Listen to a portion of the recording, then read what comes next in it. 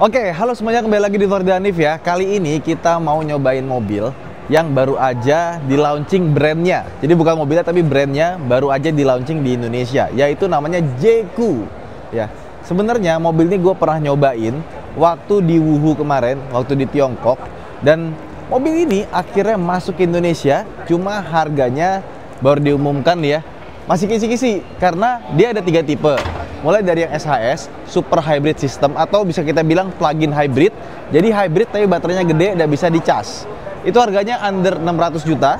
Kemudian ada yang AWD 549 juta, itu maksimal ya. Jadi harganya pasti di bawah itu. Dan ada yang FWD dengan harga under 500 juta. Nah, cuman kali ini kita mau bahas yang SHS karena seperti biasa ya, gue tuh punya mobil PHEV dan gue seneng banget. Kenapa? Karena enak banget gitu loh. Pas kita mau keluar kota, gampang, tinggal isi bensin. Tapi kalau kita pakai buat harian, itu pakai listriknya cukup. Jadi kayak kita punya 2 mobil, satu mobil listrik, satu mobil bensin, tapi cuma satu aja mobilnya. Nah, ini mobilnya nih. Tapi karena yang di situ rame, kita mendingan bahas yang mobil ini aja. Tapi ini kebetulan yang udah dipasangin aksesoris resmi dari Jeku. Bisa kita lihat ya, di atasnya ini ada hoodnya. Terus di atasnya lagi itu ada roof rack, ada lampunya juga. Di sebelah kiri ada boxnya dan di belakang bisa dikasih tenda. Nah, mobil ini sendiri kalau kalian lihat pasti langsung kepikiran ya, mirip banget sama mobil dari Range Rover.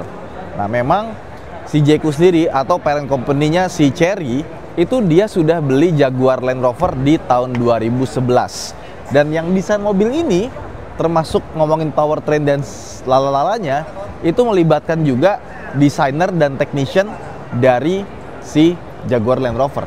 Makanya kalau dibilang ini bukan copycat sih, tapi kayak another project dari Jaguar Land Rover ya. Kemudian kalau kita lihat spesifikasinya, gue senang banget ya kalau Chery Group itu, dia tuh kalau ngasih range ya, itu dia 2. Nggak cuma NEDC, tapi yang WLTP juga kasih lihat. Karena biasanya mobil-mobil listrik itu atau PHEV, yang ditunjukin itu adalah range yang NEDC.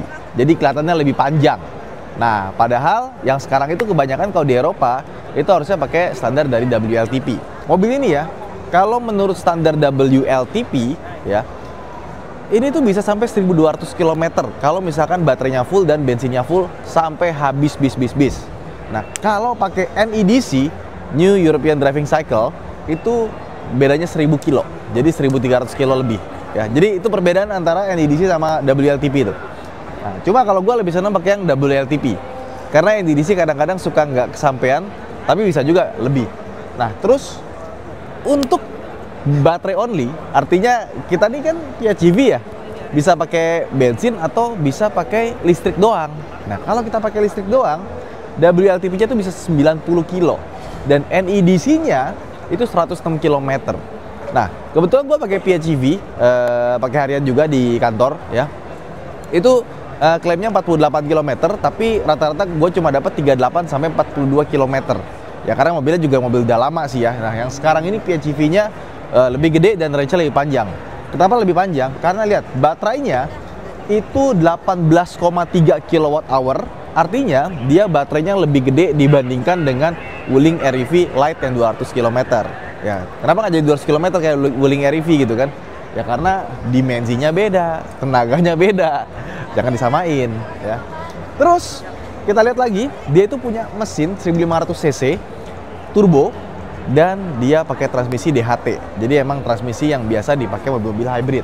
Tenaga mesinnya itu 140 HP dan tenaga motor listriknya itu 201 HP.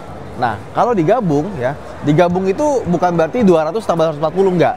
Tapi ketika dia bekerja secara bersamaan di dyno itu dapatnya 301 horsepower. Gede sekali juga ya. Torsinya mesin 215 dan elektrik motor 310. Kalau digabungin jadi 525 Nm. Harusnya ini mobil pasti kenceng, nggak mungkin pelan kalau tenaganya segede gini. Nah, yang menarik adalah dia chargernya CCS dan ada fast chargingnya. Artinya kita bisa pakai mobil ini, misalkan kita lagi jalan ke Klaten gitu kan, terus di Cirebon kita makan siang. Daripada kita parkirin mobilnya, mendingan kita sambil ngecas aja. Sehingga kita punya range yang lebih panjang lagi karena si baterainya itu lebih banyak. Jadi nggak cuma dicas biasa doang, tapi dia bisa juga fast charging dengan CCS2. Nice. Nah, seperti ini dia desain belakangnya, tapi ini lagi kebuka. Jadi kita bisa pakai dia itu buat santai-santai, buat camping, karena mobil ini bisa menjadi genset juga, sama kayak mobil listrik pada umumnya. Cuman kalau misalkan nih kita mau pakai buat genset, baterainya habis. Nah, mesinnya akan nyala, ngisi baterai buat kita ya ini. Jadi kalau misalkan mobil listrik kita lupa ngecas, tiba-tiba rumah kita mati mau jadi genset, nggak bisa karena di limit kan. Nah, ini bisa karena mesinnya bisa berubah jadi genset. Kurang lebih kayak gitulah. Nah, sekarang kita coba lihat mobilnya sekarang yang ini rame. Tadi yang itu yang rame ya. Kita pindah ke mobil yang warna hitam. Nah, ini yang versi warna hitam. Dan kalau misalkan bedanya yang bensin sama yang plug-in hybrid itu ada di peleknya. Jadi secara desain eksterior sama, fitur-fiturnya juga sama, ada panoramic sunroofnya, tapi peleknya berbeda dan kaliper remnya dia warnanya merah loh. Nah, kita mulai dari belakangnya dulu aja. Bisa kita lihat desainnya. Ini lampunya dari ujung sampai ke ujung nyambung. Ada tulisan Jayco di sini. Jayco tuh dari kata Jagger. Katanya itu artinya keren, ya. Ada PHEV di sini. Sama di sini tulisan J7, tapi kalau yang versi PHEV dia warnanya biru, bukan merah. Kalau yang biasa dia warnanya merah. Bawahnya dia nggak ada knalpot-knalpotan, semuanya begitu aja, dan wipernya tuh ada di bagian atas. Jadi dia ketutup. Nah, sama nggak tahu ya, gue suka ngeliat banyak mobil pakai shark fin antena sekarang ya, ngeliat yang nggak ada antena-antenanya gini kelihatannya jadi kayak clean gitu sih. Dan kalau kita lihat ya, ini kaca belakangnya tuh kayak tinted gitu, makanya dia punya defogger tapi kayak nggak kelihatan gitu loh. Jadi kalau dari belakang tuh kelihatannya kayak polos, nggak ada wiper, nggak ada defogger. Kita buka, tentu saja dia sudah pakai electric power tailgate ya. Nah, nih ke belakang nih, dia nggak 7-seater, jadi 5-seater masih. Nah, ini ada separasinya, bisa kita pakai, dan kalau kita buat bawa-bawa barang, dia tuh kayak mobil Eropa banget ya. Jadi dia tuh ada hook besi di bagian ujung-ujungnya gitu sampai ke sini buat bawa-bawa barang. Ya, namanya juga didesain sama Jaguar Land Rover, jadi aura-aura Eropanya itu masih berasa ya. Terus kita buka bagian bawahnya, dia ada beberapa storage yang terpisah-pisah. Terus ini juga bisa kita angkat ya. Kalau kalian pikir ada ban serepnya, nggak ada. Dia ada aki sama ada inverternya buat ngecas. Nah, kurang lebih kayak gitu. Kemudian kita juga dapat hook di bagian sini ya. Tuh. Ada satu. Terus ada colokan 12 volt di sini dan ada lampu LED. Jadi kalau malam kita bisa lihat padahal di sini ada lampu LED lagi loh. Jadi lampu LED-nya ada dua ya, di bagian atas ini sama samping, dan di sini juga ada hook juga. Nah, bisa dibuka, dan yang di sana tadi tuh ini dipakai buat jadi layar tuh, layar buat proyektor. Oke, ini bisa dibuka. Oke, nah ini buat segitiga pengaman nih. Cakep sih, gue suka desainnya ya, belakangnya tuh bagus. Oke, kita masuk, dan seperti biasa kita masuk, dia langsung mundurin, majuin nih. Tuh, dia ngikutin posisi duduk kita sebelumnya. Tinggi amat ya. Ini yang sebelum kita nih kenapa tinggi sekali? Nah, biar terang dong. Kita buka. Oke. Jayco. Jadi karena luarnya boxy-boxy kotak-kotak begitu, interiornya juga sama.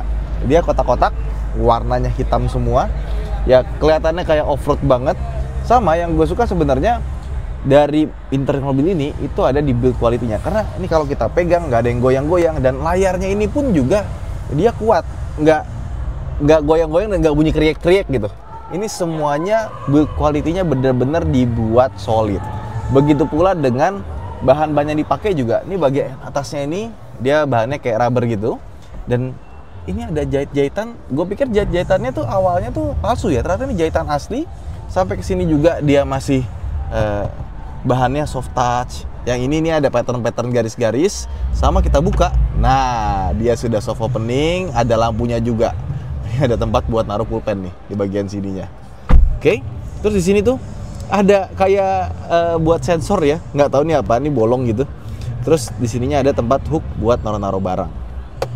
Nah, terus kalian juga tahu kan, gue tuh sering kali sebel sama mobil yang semuanya full layar.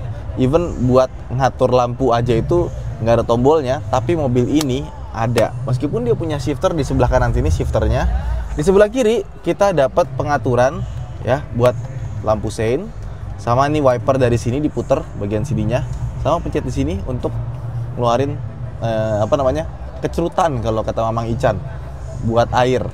Nah, lampunya di mana? Lampunya kayak mobil Eropa di sebelah kanan. Jadi ada buat auto, ada low beam, sama ada buat fog lamp depan sama fog lamp belakang. Sebelah kirinya itu buat buka bagasi sama buat buka itu tutup bensin. Jadi kalau kita mau nyalain lampu itu nggak usah buka dari sini shortcut, nggak, di sebelah kanan sini juga udah ada. Jadi nggak perlu khawatir ya. Nah, seperti yang gue bilang, dia tetap juga punya ini nih. Nah, jadi ada control panel yang shortcut gitu. Di sini ada buat charge reservation, matiin mesin ya, karena dia masuk itu kita injek rem dia udah nyala otomatis. Display off. Ini locking apa nih? Central locking ya. Oh, jadi bisa buat kunci dari sini. Padahal di sini udah ada tombol. Ya, jadi kalau buat buka tutup bisa dari sini dan bisa dari tombol juga. Electronic parking brake sama auto hold ya. Kemudian ada ESP, hill descent control. Ini buat kamera 360. Oke. Gede sekali. Gede sekali. 3D. Oh iya. Gede ya. Ini apa nih? Oh, buat lihat samping-sampingnya kalau kita lagi mau parkir. Nice. Ini pasti mudah banget nih karena gede kan. Kita pencet bawah lagi. Ada sound adjustment buat audio ya. Dan audionya dia dari Sony. Kemudian ada head up display-nya ada. Ih, keren. Head up display-nya itu juga berwarna dan gambarnya itu bagus gitu. Jadi bukan yang kayak layar kalkulator, dia beneran LCD dipantulin dari bawah sini. Kemudian dia punya mirror folding juga. Jadi kalau kita mau ngatur spion sama mau ngelipet itu harus dari sini. Sebenarnya lebih enak dia pakai tombol biasa. Cuma untungnya sama dia tetap dikasih shortcut yang gampang gitu. Nggak perlu cari-cari gitu kan. Kayak mobil apa ya kemarin ya? Susah banget nyarinya. Astagfirullah. Oke, lanjut. Di sini kita bisa pencet home ya. Langsung keluar. Dia udah ada Apple CarPlay, Android Auto, dan dia juga wireless. Navigation internal juga ada music, radio, phone, vehicle center, kita coba masuk ya, ada apa aja. Quick control, nah, tadi power modenya HEV, EV atau EV Plus, tapi bisa kita pencet dari sini. Jadi kita bisa pilih di sini ada mau EV only atau kita pakai yang HEV. Drive modenya Eco, normal atau sport ya. Drive mode bisa kita pencet di sini juga, dia ada shortcutnya. Terus smart key-nya bisa diatur, headlight delay dan kawan-kawan, termasuk adjustment seberapa tinggi bisa dari sini. New energy, external discharge dan kawan-kawan. Energy recovery intensity-nya bisa dibikin low, medium atau high. Pure electric mileage display, baterai level, standard mileage atau dynamic. Kalau dynamic dia akan ngikutin behavior cara kita bawa mobil. Ya, ini masih 43% dan masih bisa jalan 45 kilo. Wow. Dynamicnya juga sama 45 kilo. Driving distance display, total distance, HEV distance, EV distance, total ya. Ini eco mode-nya bisa dinyalain dari sini. Oke. Terus ada vehicle settings ya. Termasuk ini kita bisa atur seberapa tinggi bagasi belakang, automatic lock dan kawan-kawan, harus charging, forget reminder dan kawan-kawan itu banyak sekali ya. Head up display, heads up display bisa dinyalain. Steering wheel adjustment. Oke. Brightness adjustment, height-nya, snow mode nanti kalau nggak salah dia jadi berubah warnanya ya. Karena kalau depan tuh salju warna putih susah ngeliatnya. Driver assistance juga ADAS-nya dia banyak sekali di sini ya. Ambient light juga bisa diatur. Vehicle comfort, oke. Seat portable entry exit-nya bisa dimatiin ya atau dinyalain. Automatic folding exterior mirrors-nya bisa di, wah ini lucu nih. Automatic adjustment of rear view mirror when reversing bisa dibikin dua-duanya, dia bakalan turun ya kalau kita mundur, left only atau right only, atau biarin aja. Oke. In car child detection, kalau kita lupa ada anak kita di belakang. Bluetooth, oh ini yang kemarin dipinjam Om Fitra ternyata nih ya. Ini soundnya ya, loudness, sound adjustment dan kawan-kawan. Voice ada juga, berarti ini ada wallpaper-nya bisa diganti ya. Wah, kita ganti yang ini aja deh. Oke, apply as wallpaper.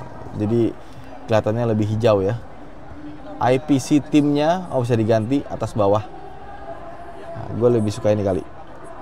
Nah, dia jadi ada ininya, dialnya. Sistem. Oke. Device manager, Apple CarPlay, Android Auto. Udah. Nah, terus di bawahnya untuk AC, dia ada shortcut di bagian bawah sini. Jadi kalau kita mau atur suhu, ini kanan kiri bisa dibuat berbeda ya. Dia ada dual zone. Nah, bisa dibikin beda kan. Sama untuk seberapa kenceng bisa dari sini. Oke. Dan kalau kita misalkan baru masuk, kita mau nyalain AC, kalau kita pencet auto, dia langsung ngikutin mau temperatur berapa. Nanti ketika temperaturnya sudah tercapai, dia akan ngecilin lagi AC-nya. Kemudian kalau kita lihat ya, dia tuh filternya ada PM2.5-nya, jadi dia udah pakai HEPA filter. Kursi, dia bisa pemanas, pendingin, ada settings ya, automatic air purification operation, automatic cabin cleaning. Nah, ventilationnya sebaiknya kita matiin aja, karena kadang-kadang kalau automatic cabin ventilationnya dia suka ngambil udara dari luar. Sebenarnya kalau di luar negeri nggak tahu kenapa kita ngambil udara dari luar tuh seger-seger aja, tapi di Indonesia itu kalau kita ngambil udara dari luar seperti itulah. Untuk ventilasi AC-nya dia tuh ada di bagian sini ya. Dan di bagian bawah sini tuh dia ada buat naruh handphone. Yang sebelah kiri wireless charging, yang sebelah kanan bukan.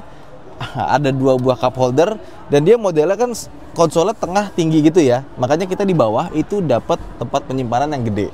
Nah, di sini kita dapat ruang penyimpanan juga yang besar dan bisa jadi cool box. Jadi kalau misalkan kita nyimpen minuman dingin di sini bisa dingin. Nah, posisi duduknya buat gua ini pas ya dengan tinggi 170, dan dia lambarnya tuh bisa diatur.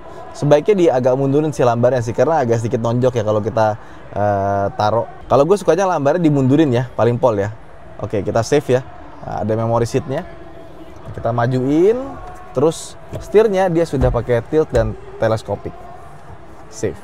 Dia ada driver attention warning di bagian sini, dan setirnya ini mengingatkan kita sama Cherry ya. Cuma entah kenapa lingkaran kemudinya agak sedikit berbeda nih. Bagian bahan kulitnya ini dia lebih agak licin dibandingkan dengan punyanya Cherry. Oke. Di sini ada tempat penyimpanan kecil ya. Sama untuk door pocketnya lumayan besar, dan dia untuk power window-nya dia sudah pakai model kekinian seperti ini. Dan seperti biasa sudah auto power window. Untuk kaca depannya dia sudah pakai double glass. Jadi peredamannya pasti lebih bagus dibandingkan dengan yang biasa. Nah, di atas kita buka ada lampunya. Sebelah kiri juga ada lampunya.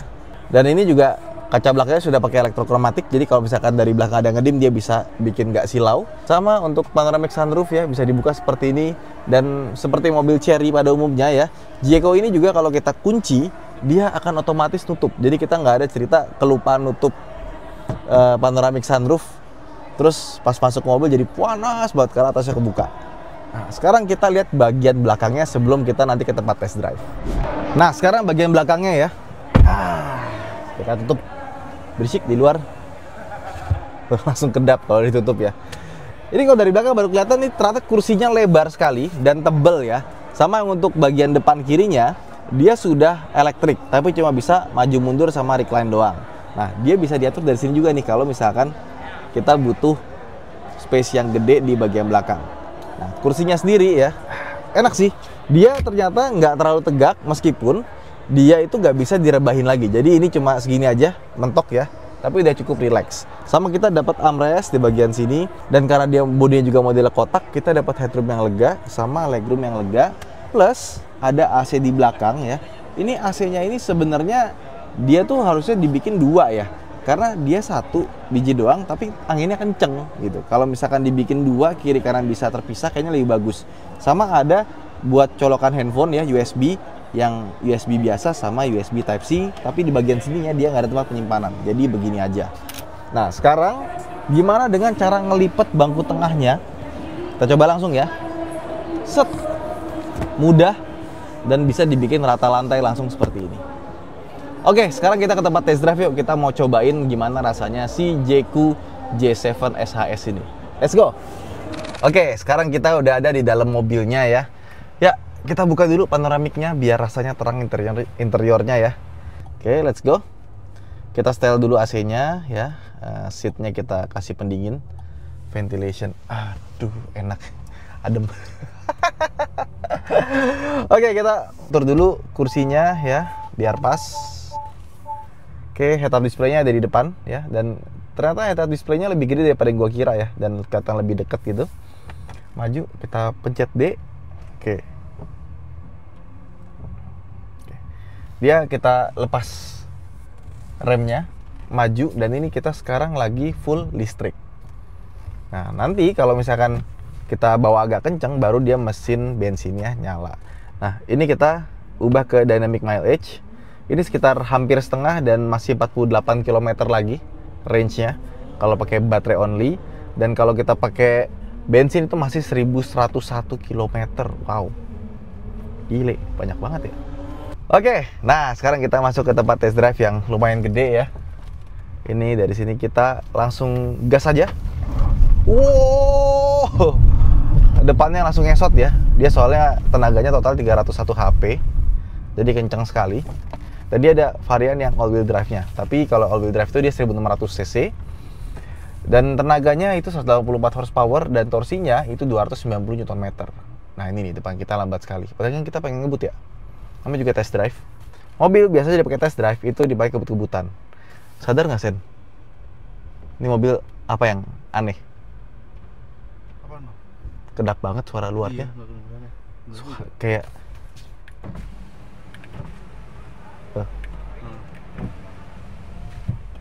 kedap banget ya. Iya. Nggak, soalnya tadi kita habis cobain mobil yang lain, Sen. Benar. Iya, rasanya pas ini kayak dunia lain gitu. Oh, langsung 60 dong segitu doang. Kenceng. Enak banget shock breaker-nya. Wah, tadi cuma ngelewatin gitu, cuma dedek gitu doang. Nih, ada lagi nih. Yang ini lebih gede ya. Coba nih. Kalau ini disuruh agak pelan nih. Enak mobilnya. Tuh. Masih oke loh. Walaupun posisinya segede gitu ya. Nah, kita coba di seputarnya di tong ini nih. Oke. Apakah dapat? Dapat, Sen. Gede. Wah, bagus radius putarnya. Dia nggak ngasih tahu radius putarnya itu berapa yang benernya, tapi ngelihat tadi sih kayaknya sih 5 meter kecil ini sih. Bagus, dan handlingnya pun juga bagus ya. Nih, gas lagi. Kenceng mobil. Remnya tuh enak ya. Jadi kalau kita lagi kenceng kita ngerem, dia tuh bisa ditaker. Tapi kalau kita lagi kayak macet-macetan kita ngerem gini tuh, dia terlalu sensitif kalau di kecepatan rendah. Kecepatan tinggi remnya enak, kecepatan rendah agak sedikit sensitif. Enak banget suspensinya. Cakep nih mobil. Nih, itu ya. Pas pakai ini suspensinya, ntar kita coba nih. Naik, set, tuh. Oke, nah ini biasanya nih yang gubrak pas turunnya nih. Enak suspensinya. Ih, cakep bener nih mobil.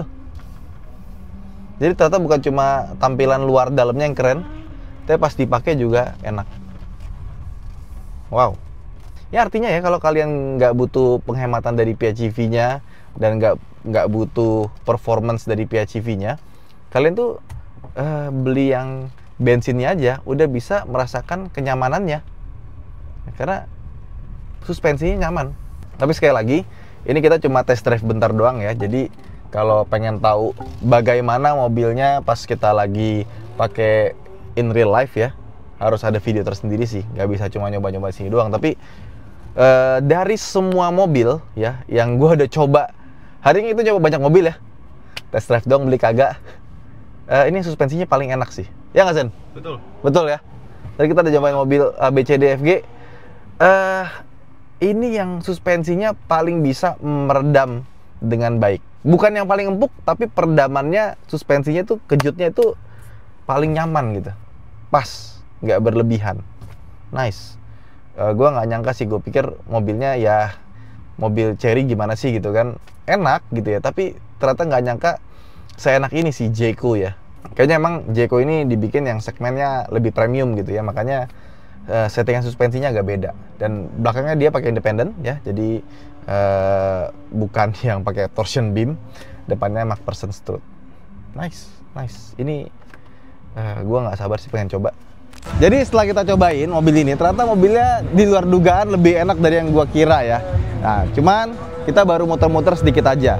Semoga nanti kita punya kesempatan buat nyobain lebih lama lagi. Kita tes mungkin Jakarta Klaten kali ya, atau kita tes ngabisin bensin sama listrik itu kira-kira dapat berapa sih. Itu aja mungkin vlog kita kali. Jangan lupa untuk like dan subscribe. Saya Danif, sampai jumpa di vlog berikutnya. Bye bye.